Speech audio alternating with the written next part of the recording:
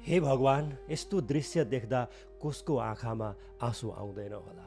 फेरि अस्ट्रेलियाको ताजमानियाको समुद्री तटमा 157वटा व्हेल फँसेका छन् र उनीहरू अधिकांशको निधन भइसकेको छ।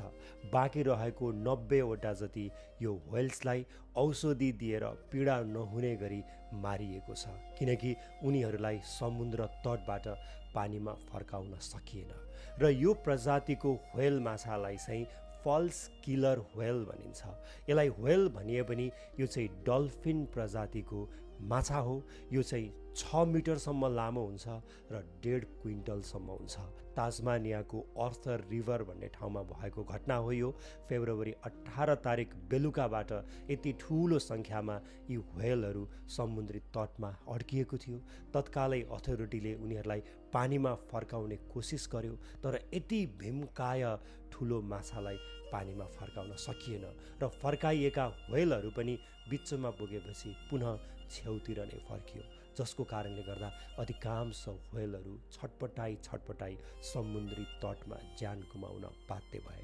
खास गरी ताजमानियाको यो समुद्री तटमा यस्ता घटना पछिल्ला वर्षहरूमा दोहोरिरहेको छ। सन् 2020मा 470वटा पाइलट व्हेलहरू पनि समुद्री तटमा यसरी अड्किएर ज्यान गुमाउन बाध्य भएका थिए। त्यसको 2 वर्षपछि सन् 2022मा पनि 230वटा पाइलट व्हेलहरू यसै गरी अड्किएका थिए। यसमा विज्ञहरू के भनिरहेका छन् भन्दाखेरि व्हेल माछाहरू समूहमा हिँड्ने र एउटा नाइके हुने, उनीहरूले नेभिगेसन गरेर दिशा पत्ता लगाउने काम गर्छ र कुनै रोगका कारण वा कुनै प्रदूषणका कारण त्यो नेभिगेसन गर्ने सिस्टममा खराबी आयो भने पनि उनीहरू छेउतिर यसरी अड्कने गर्छ।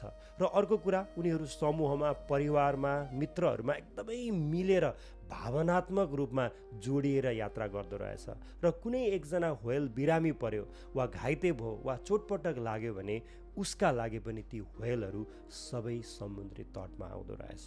र यसमा जलवायु परिवर्तन, समुद्रमा हुने फोहोर मैलाको जुन लेभल बढेको छ त्यो पनि हुनसक्छ भनेर विज्ञहरूले पटक भन्ने गरेका छन्। र यो ताजमानिया क्षेत्रको जुन समुद्रको बहाव छ त्यसमा पनि व्हेलहरू कन्फ्युज हुन सक्ने भएको कारणले यो घटना भइरहेको हुन सक्छ भनेर विज्ञहरूले भनेका छन्। यदि तपाईलाई आईटीमा करियर बनाउन टेक्निकल ट्रेनिङ, मेन्टरशिप र प्रपर गाइडेन्स चाहिएको छ भने टेक स्किल्स आउनुहोस्। टेक स्किल्सले आईटीमा जब पाउनको लागि धेरै स्टुडेन्ट्स र ग्रेजुएट्सलाई मद्दत गरिसकेको छ।